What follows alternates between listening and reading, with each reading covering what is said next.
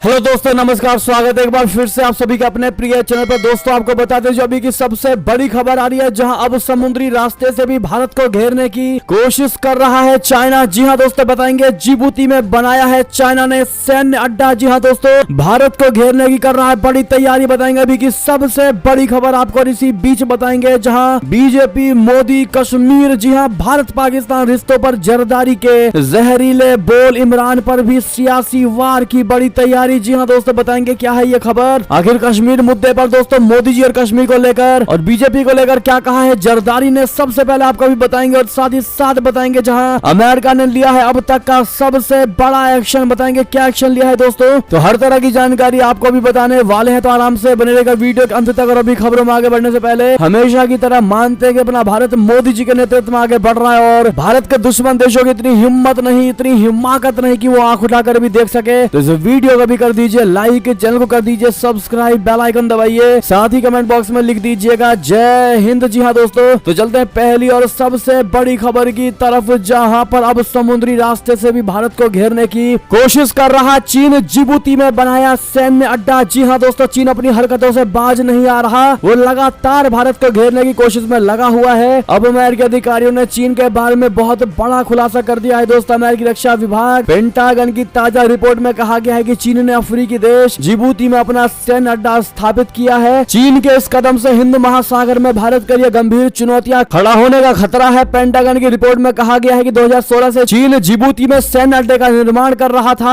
और इस साल ये सैन्य अड्डा संचालित हो गया है। चीन यहाँ बड़े पैमाने पर एयरक्राफ्ट कैरियर, युद्धक पोत, पनडुब्बियां तैनात करने की तैयारी में है। जी हाँ दोस्तों, जिबूती में चीनी सैन्य अड्डे की सैटेलाइट तस्वीरें भी सामने आई है। तस्वीरों में युझाओ क्लास लैंडिंग शिप देखा गया था। कहा जाता है कि इस शिप में बड़े पैमाने पर टैंक, ट्रक व अन्य हथियार लगाए जा सकते हैं। ये जहाज जमीनी व हवाई हमलों को नाकाम करने में सक्षम है। जी हाँ दोस्तों, जानकारों की माने तो जिबूती में सैन्य अड्डा रणनीतिक तौर पर बेहद खास है। इससे चीन की समुद्री ताकत का विस्तार हिंद महासागर से दक्षिण चीन सागर तक हो जाएगा। जी हाँ दोस्तों, आपको बता दें, आपको याद होगा 19 देशों के साथ भी चीन ने गुपचुप तरीके से बैठक किया था और इसमें भारत को बुलाया नहीं गया था। जी हाँ दोस्तों, और बात करते हैं एक और बड़ी खबर की तरफ, जहाँ पर भारत पाकिस्तान रिश्तों पर जरदारी के जहरीले बोल, इमरान पर भी सियासी वार की तैयारी। बीजेपी मोदी कश्मीर का नाम लेकर के भारत पर कटाक्ष करने की कोशिश की है। बताते पाकिस्तान में जनरल असीम मुनीर राज आने के बाद पूर्व राष्ट्रपति आसिफ अली जरदारी एक्शन में आ गए हैं। जरदारी ने इमरान खान के प्लान को फेल करने के लिए मिनी पाकिस्तान कहे जाने वाले पंजाब और खैबर पख्तूनख्वा प्रांत में सत्तारूढ़ पीटीआई के मुख्यमंत्रियों के खिलाफ अविश्वास प्रस्ताव लाने का ऐलान कर दिया है। इससे पहले इमरान खान ने देश में आम चुनाव जल्दी कराने का दबाव बढ़ाने के लिए इन दोनों ही प्रांतों में विधानसभा को भंग करने का ऐलान किया है। इमरान खान के वार से खिसियाए जरदारी ने भारत और पीएम मोदी जी की सरकार पर निशाना साधा। जरदारी ने एक इंटरव्यू में भारत संघ रिश्तों पर पूछे गए सवाल पर प्रधानमंत्री मोदी जी के नेतृत्व में संचालित बीजेपी सरकार के खिलाफ जहरीला बयान दिया। जरदारी ने कहा कि वे छोटी सोच वाले लोग हैं। पीपीपी नेता ने कहा कि मोदी सरकार ने 5 अगस्त 2019 को ऐसे दिखाया है कि कश्मीर में कुछ हुआ ही नहीं है। जरदारी ने यह भी कहा है कि जिस तरह से पाकिस्तान इस समय भारत के साथ व्यापारिक रिश्ते की बात कर रहा है वो हमारे लिए फायदेमंद नहीं है। उन्होंने कहा कि अगर पाकिस्तान की ओर से भारत का निर्यात बढ़ता है तो हमें व्यापार पर नई दिल्ली के साथ दबकर बात करनी होगी। दरअसल इमरान खान ने जब से पंजाब और खैबर पख्तूनख्वा प्रांत की विधानसभा को भंग करने का मास्टर स्ट्रोक चला है, तभी से आसिफ अली जरदारी और पीएम शहबाज शरीफ बौखलाए हुए हैं। इमरान खान ने यह दाव इसलिए चला है ताकि या तो शहबाज शरीफ पूरे देश में जल्दी चुनाव कराएं या फिर इन दोनों ही प्रांतों में होने वाले चुनाव के बाद 5 साल तक सत्ता से दूर रहे। जी हाँ दोस्तों,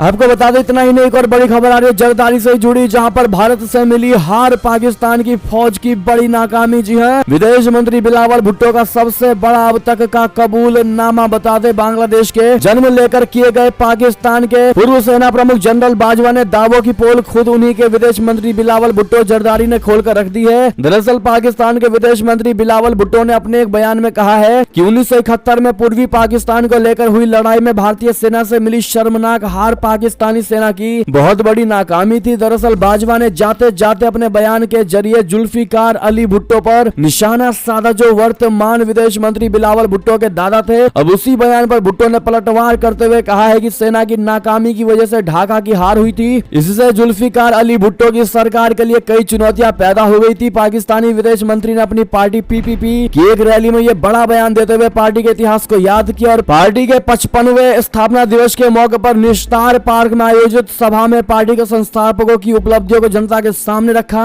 इस तरह अपने भाषण में बिलावल ने बाजवा के उस झूठ की भी पोल खोलकर रख दी जिसमें उन्होंने दावा किया था कि युद्ध बंदियों में 92,000 सैनिक नहीं बल्कि केवल 34,000 पाकिस्तानी सैनिक थे। दरअसल बाजवा ने यह भी कहा था कि बाकी बच्चे लोग फौजी नहीं, पाकिस्तान सरकार के विभिन्न विभागों के कर्मचारी थे। पूर्व पाकिस्तानी आर्मी चीफ ने कहा था कि पाकिस्तान के 34,000 सैनिकों ने भारत के 2,50,000 सैनिकों और शेख मुजीब की मुक्ति वाहिनी के 2 लाख प्रशिक्षित लड़ाकुओं के साथ जंग लड़ी थी। बाजवा ने बिना लड़े हार मानने वाले पाकिस्तानी सैनिकों की जमकर तारीफ की थी। जी हाँ दोस्तों, ऐसे में बाजवा के जाते ही दोस्तों बिलावल भुट्टो आक्रामक होते नजर आए हैं और बिलावल भुट्टो ने बाजवा को जवाब देने की कोशिश की है दोस्तों और जताने की कोशिश की है कि बाजवा ने जो बयान दिया है वो गलत था। ऐसे में 1971 के इस युद्ध को याद करके बिलावल भुट्टो सहमते नजर आ रहे दोस्तों। इस पर आपकी जो भी निजी राय हो कमेंट में लिखकर अवश्य बताइएगा। बात करते हैं और बड़ी खबर की, जहां अमेरिका का सबसे बड़ा एक्शन, अलकायदा और तालिबान के 4 नेताओं को घोषित किया वैश्विक आतंकवादी। जी हां दोस्तों, अमेरिका में जो बाइडेन प्रशासन ने भारतीय उपमहाद्वीप में अलकायदा के 2 नेताओं और अफगानिस्तान में तहरीक तालिबान पाकिस्तान आंदोलन के 2 नेताओं को वैश्विक आतंकवादी घोषित किया है। ये जानकारी विदेश मंत्री एंटनी ब्लिंकन ने एक प्रेस विज्ञप्ति में दी है। ब्लिंकन ने गुरुवार को अपने बयान में कहा है कि कल विदेश मंत्रालय ने एक्विस के 2 और टीटीपी के 2 नेताओं को उनसे संबंधित समूहों में नेतृत्व की भूमिका के लिए वैश्विक आतंकवादी के रूप में घोषित किया है। बयान में यह भी कहा गया है कि ये 4 व्यक्ति ओसामा,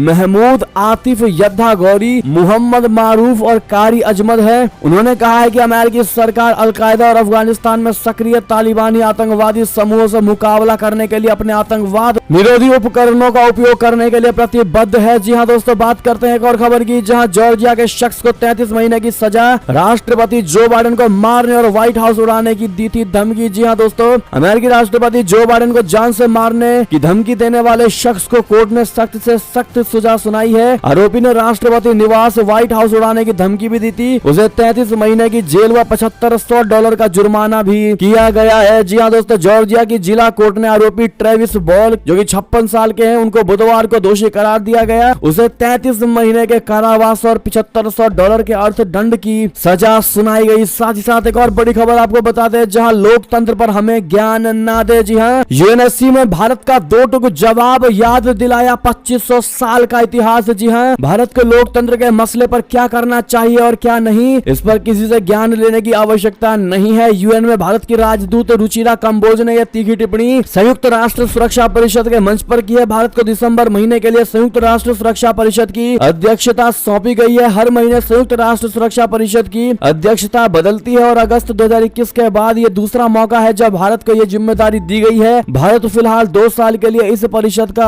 अस्थायी सदस्य भी चुना गया है, जिसकी अवधि इसी महीने के अंत में समाप्त होने वाली है। जी हाँ दोस्तों, भारत की अध्यक्षता के पहले ही दिन रुचिरा कंबोज ने कहा कि परिषद की सदस्यता के बीते 2 सालों में हम ये भरोसे के साथ कह सकते हैं कि सभी जिम्मेदारियों को सही ढंग से निभाएं। सुरक्षा परिषद में सभी आवाजों के बीच एक सेतु बनने का काम किया है। अलग अलग मुद्दों पर लोग एक स्वर में बात करें और ये भी प्रयास हुआ है कि हम अपनी अध्यक्षता के दौरान भी इस कोशिश को जारी रखेंगे। भारत में लोकतंत्र और मीडिया के एक सवाल पर रुचिरा कंबोज जी ने कहा कि हमें किसी को ये बताने की जरूरत नहीं है कि लोकतंत्र पर हमको क्या करना चाहिए। उन्होंने कहा कि आप सभी लोग जानते हैं कि भारत दुनिया की सबसे प्राचीन सभ्यता है। जी हाँ दोस्तों, ऐसे में रुचिरा कंबोज जी के इस बयान का क्या दिल से समर्थन करेंगे, अपनी राय आप लोग दोस्तों अवश्य दीजिएगा, हमें रहेगा आपके कमेंट का इंतजार। साथ ही साथ अंतिम खबर की बात करें, जहां पर यूक्रेन में खत्म होगा महायुद्ध, जो बाइडेन के बाद पुतिन भी बातचीत को राजी कदम बढ़ रहे मगर धीरे धीरे। जी हाँ, क्या यूक्रेन में बीते 9 महीने से चल रहा महायुद्ध अब थमने की ओर है? बीते 2 दिनों के घटनाक्रम से तो ऐसा ही लग रहा है। अमेरिकी राष्ट्रपति जो बाइडेन ने गुरुवार को फ्रांस के राष्ट्रपति इमैनुअल मैक्रोन से मुलाकात के बाद कहा था कि यदि पुतिन युद्ध करना चाहे तो वो बात करने के लिए राजी है। अब उनकी इस बात पर क्रेमलिन बोले तो रूसी राष्ट्रपति भवन से पॉजिटिव जवाब आया है। रूसी राष्ट्रपति की ओर से कहा गया है कि यदि यूक्रेन संकट का कोई हल निकलता है तो वो बातचीत के लिए तैयार है। इससे पहले जो बाइडेन ने कहा था कि यूक्रेन संकट का एक ही हल है कि व्लादिमीर पुतिन अपने सैनिकों को वापस बुला ले। इसके अलावा उन्होंने कहा था कि यदि व्लादिमीर पुतिन सैनिकों को हटाएं और बातचीत को राजी हो तो ही मैं भी वार्ता के लिए तैयार हूँ। क्रेमलिन के प्रवक्ता दिमित्री पेस्कोव ने कहा